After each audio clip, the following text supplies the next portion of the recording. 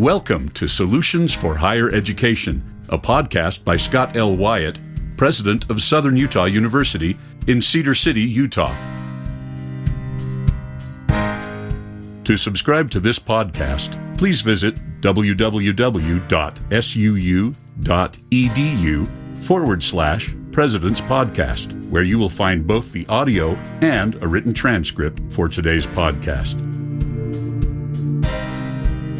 Hi again, everyone, and welcome to Solutions for Higher Education, a podcast featuring Scott L. Wyatt, the president of Southern Utah University in Cedar City, Utah.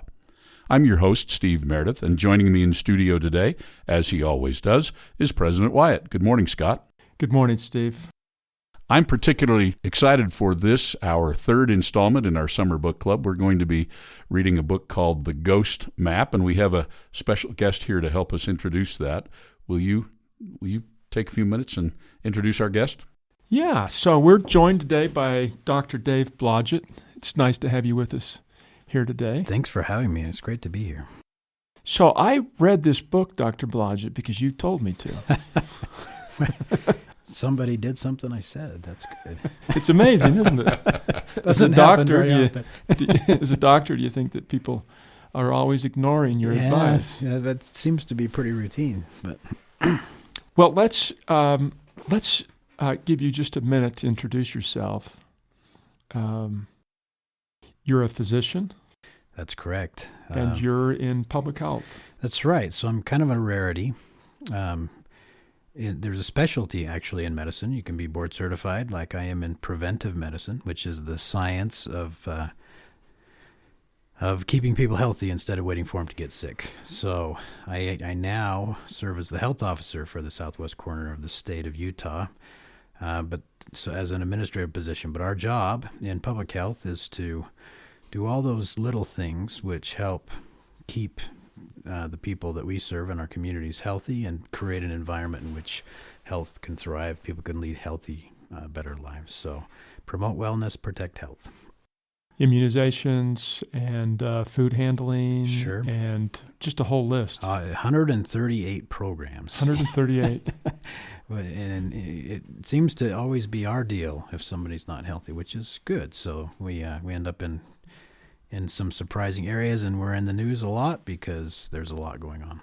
But most of the time when we do our best work, you don't hear about it, right? So nobody came up to me and thanked me today that they ate at the restaurant and didn't get sick. So I have been in a lot of countries when I've thought, I'm really happy about food. Handlers permits. That's right. Yeah, there's a famous quote in public health that the difference between a first world and a third world country is public health. It really is. Well, this book, The Ghost Map, by Stephen Johnson, is a fascinating book for a whole bunch of reasons. And I read it because you told me that it gave the story of the start of public health. And why don't you kind of lead us into that story? Okay. Excellent. Lead and we. So there is a hero in public health, kind of began the science of what we call epidemiology. His name was John Snow. He was not just famous for his work with cholera, which this story is about, but he also was a very famous anesthesiologist. He was the first anesthesiologist to administer anesthesia to royalty. He did it to the Queen. He was kind of a polymath in a lot of ways, very well-versed in many areas of the world. Died very young, but left a sizable footprint on the world that came after him. And this is the story of his interest and fascination with the spread of disease and his battle to establish that the newly emerging science or thought that there were germs causing disease rather than miasma, that was behind a lot of what the disease process that they were seeing in medicine. It was quite a battle. All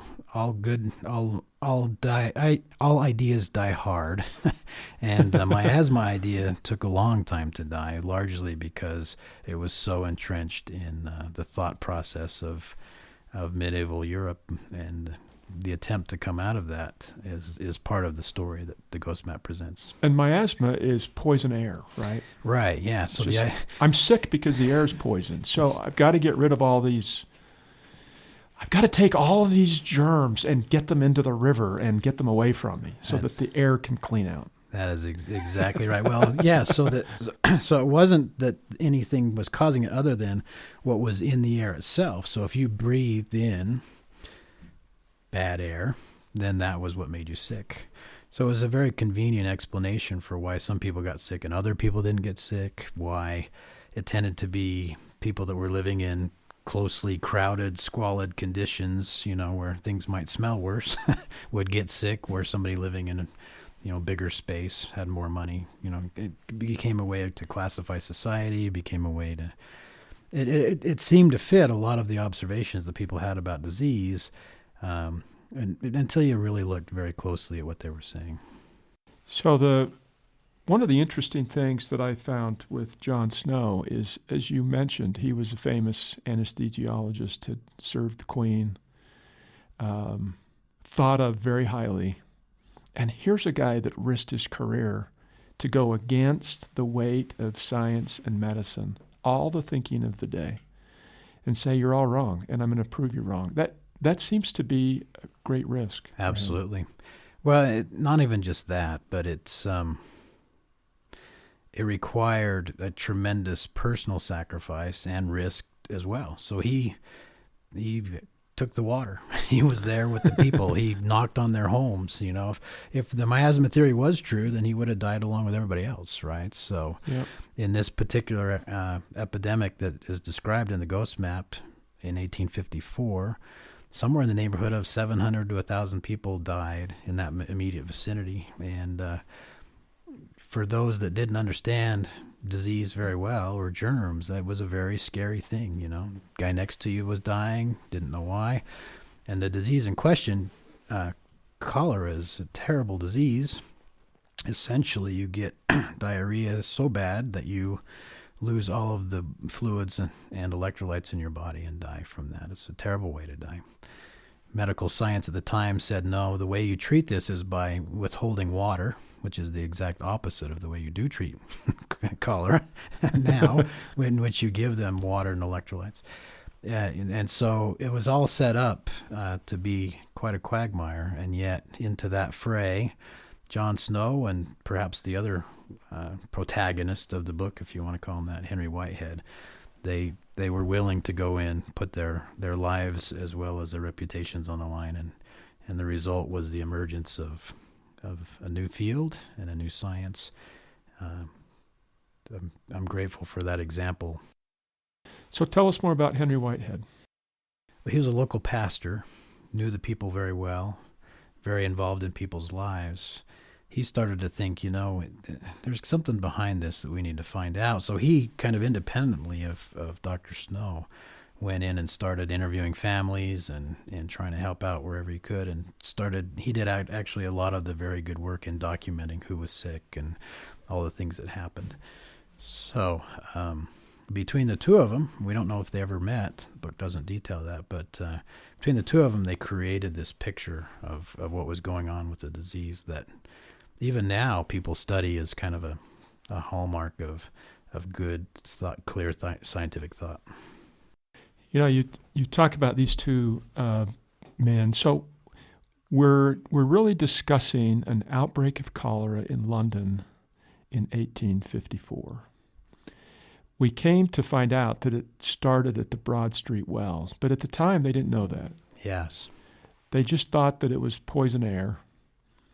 And we've got some of these people that are doing this great investigation work. And I started reading this book because you told me this would be a fun story to read about the origin of public health, which is fascinating. But what really hooked me on this book was this great detective story.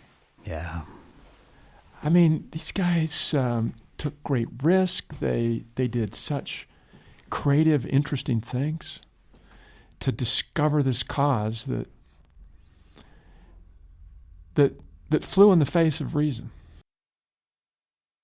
Well, and I think you and I have discussed the fact that one of the great messages from the Ghost Map is just because a lot of people believe it or because we've always done it that way doesn't mean it's not incredibly stupid, right? So, Yeah. so I love that core that comes out in this check of, man, sometimes you need to be humble enough to say, I don't think we really know what the real answer is here, and we need to do the work to figure out what it is. Yeah, we spend our whole lives thinking that this is a problem, poison air, and we fight against that, and we realize sometime down the road that we weren't even in the ballpark of the issue. In fact, by trying to solve miasma, we learn in the book, they made it worse, didn't they? Absolutely. Hugely worse. They dumped all the sewers all dumped into the Thames River, into the water, and then they'd pull the water back out to drink, right? So you have these waves of cholera that go through London. One of the 1800s. One of the fun side benefits of reading this story is that I've talked about this with my colleagues at the university and my family and other friends to say, what are our assumptions? And do we know that they're right? And because we've all got something that we're pursuing that may not be accurate. Yeah. But how entrenched are we? Yeah, absolutely. And, maybe the internet's a good example of that. You can find all kinds of examples of bad examples on the internet and things that people really firmly believe. And sometimes we believe if enough people say it, it must be true. And I don't think that's the scientific process nor good reason. So I like the check that this book provides for that. Well, later in the month, at the end of this month, we will get together again and talk about the book from the conclusion so that we don't just give away the really fun end of this story. But the reason why someone should read this book, it is the story of the beginning of public health, which is such a big part of our lives right now. It's also a great detective story. It's also a story that helps us think through our assumptions about life generally. Is there any other reason why somebody should read this? There's some challenges to some premises of society, and some conclusions about the world we live in that I think are interesting to me. Yeah. At the end of the book. Yeah. And I'm not sure I agree with all of the premises there, but I think it's some challenging thoughts that need to be looked at. Yeah, so you're referring to the last little bit when the story's done, and then he kind of he says, gives some of his thoughts. Yeah, he says, look, we want to live in cities. We've decided to live in cities, but what does it take to make sure that's a safe activity? And can we sustain that? It's an interesting question. Yeah.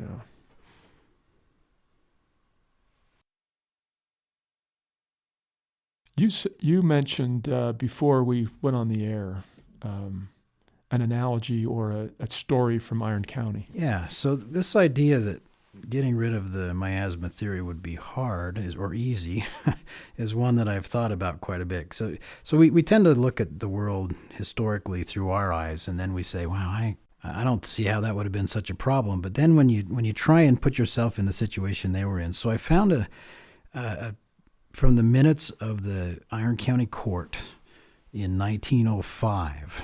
The Iron County Court. Iron County Court. So there's two characters involved here. Dr. George Middleton, he's the city physician and health officer, as well as the mayor, and Judge Herbert Adams. So let me just read this to you, and then maybe have a note. So Herbert Adams was appointed Justice of the Peace in the Cedar Precinct, and the following is one of Justice Adams' notable cases. Dr. George Middleton, city physician, instituted proceedings against certain sheepmen who ranged their herds in Coal Creek Canyon that were polluting the city's water supply. So all of the water was taken out of Coal Creek at that time.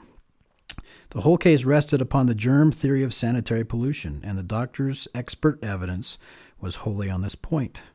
Suddenly, Judge Adams broke in with a question. Judge: Doc, what is a germ? Doctor: Germs are minute living organisms of animal or insect life of microscopic size. Judge: Doctor, have you ever seen a germ with your own eyes?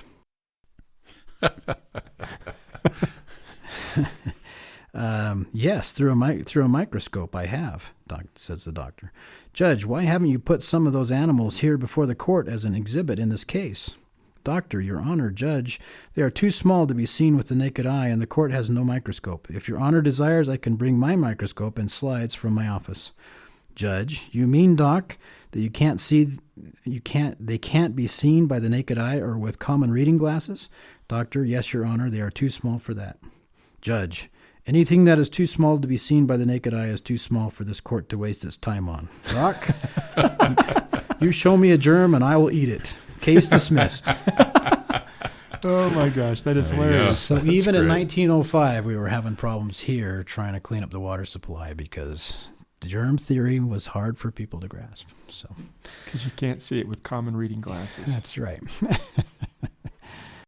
Well, these things take time, don't they? Absolutely. The whole evolution of medical thought is interesting. Well, and we're doing that in a number of areas, even as we speak, and we tend to think, well, those were barbarians compared to where we're at now. But there's just a number of areas where you look at and you say, man, we're having the same struggle as we speak right now. Let me give you just a brief example. The American Academy of Pediatrics has for many, many years now recommended that ear infections not be treated with antibiotics because they don't do any good. 98% of them are viral. And yet, for ear infection, antibiotics are prescribed about 80% of the time. Wow. So it's a smaller example, but it's the exact same thing. We just have a hard time sometime embracing what the science tells us and moving on to the next step. So, and it's constantly evolving. Absolutely. Well, thank you very much.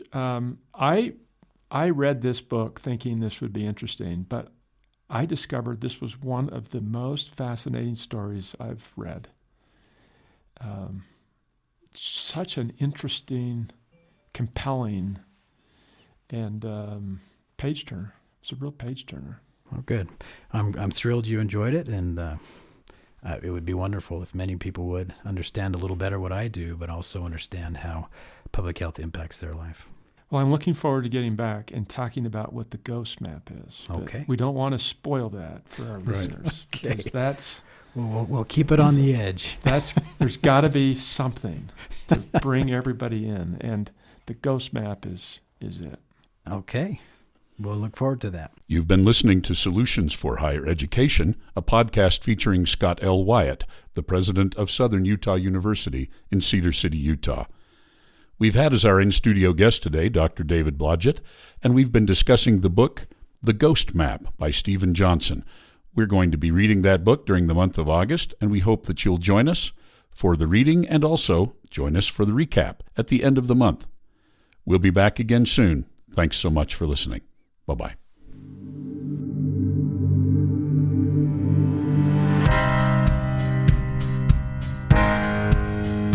Thanks for listening to Solutions for Higher Education. To subscribe to this podcast, please visit www.suu.edu/President's Podcast, where you will find both the audio and a written transcript of today's podcast.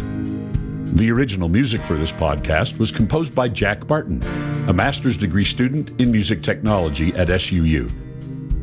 For more information about Southern Utah University, please visit www.suu.edu.